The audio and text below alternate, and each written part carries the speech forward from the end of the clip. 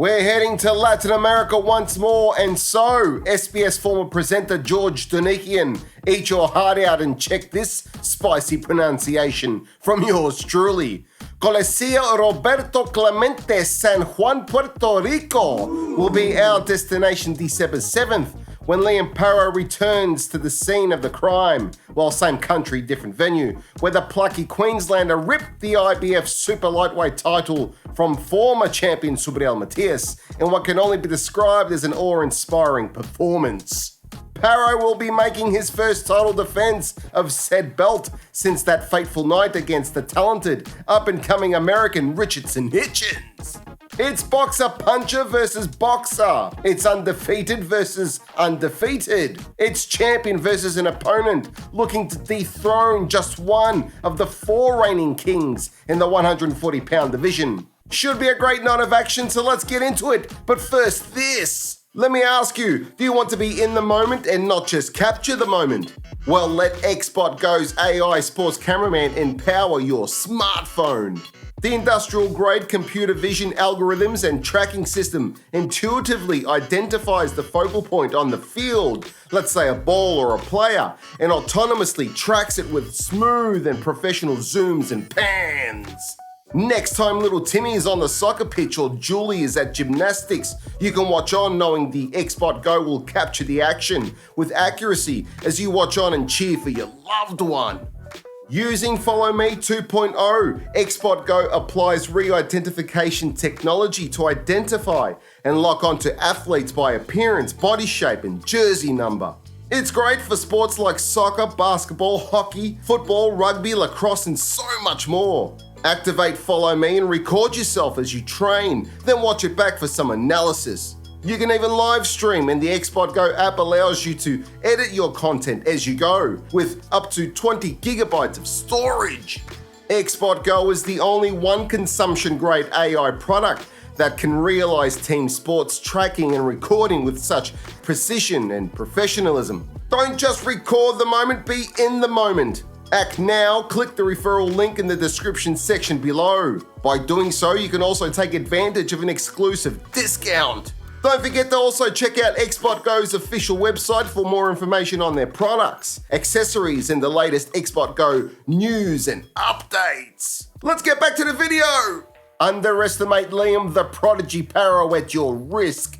I did in his last fight against Matias. He proved me and just about every other pundit, boxing observer and analyst, both in the traditional media and the online boxing space, is wrong. Since I started covering Paro, I picked him to beat Brock Jarvis when they fought. I knew Paro was good, but I also felt that Jarvis was more of a domestic level guy. Unbeaten at the time, true, but I also felt that he moved up through the weight divisions too swiftly, with not enough time to settle and develop by the time he met Paro. I also picked Liam to beat Montana Love when they fought. I always thought that Montana came with a lot of hype, but not all that much substance. Paro starched him too. But it was the Matias fight that Paro really showed the many facets of his boxing game. He beat the boogeyman of his division and did it in his backyard. Paro fought the perfect fight against the most fearsome puncher at 140 pounds. Paro stood toe-to-toe when he needed to and proved that he had the power to earn Matias' respect. He boxed on the back foot well, used lateral movement to great effect, and sustained output and activity long enough to put it beyond doubt that he was the deserving winner by the end of 12 rounds.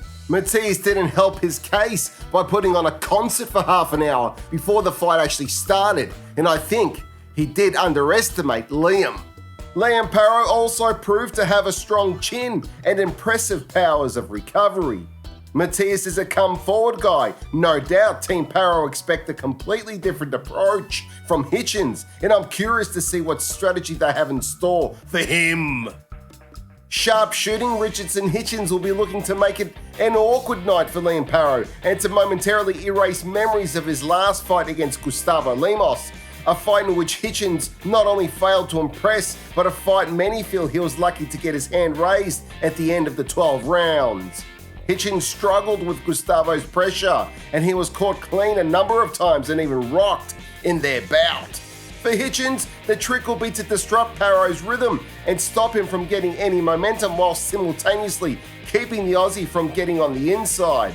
Furthermore, he has to impress the judges at the same time.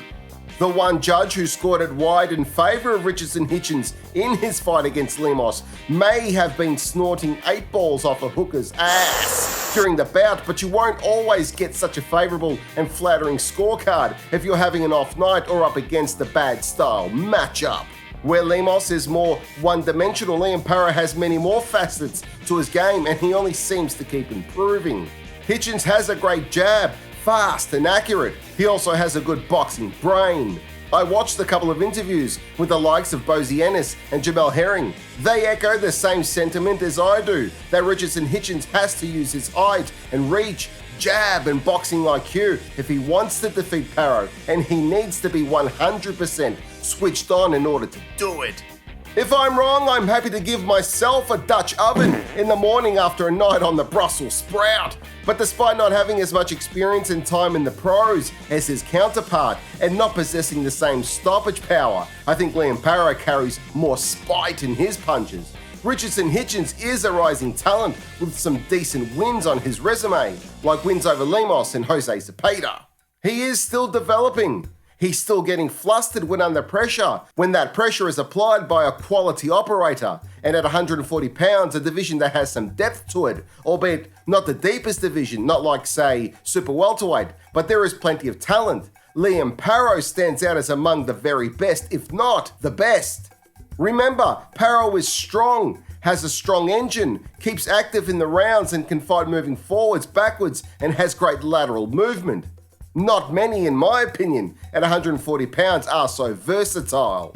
This is why I think Liam Paro beats Richardson Hitchins. Hitchins will try to use distance and keep Paro at bay and tie up when he has to, but I think Paro finds gaps to whip those vicious body shots and shots around the guard that will give Hitchins pause to reflect on his offense, forcing him to employ an uglier aesthetic style, defense first and from a distance. Despite this, I think Paro will rack up the scoring shots and take the win on points.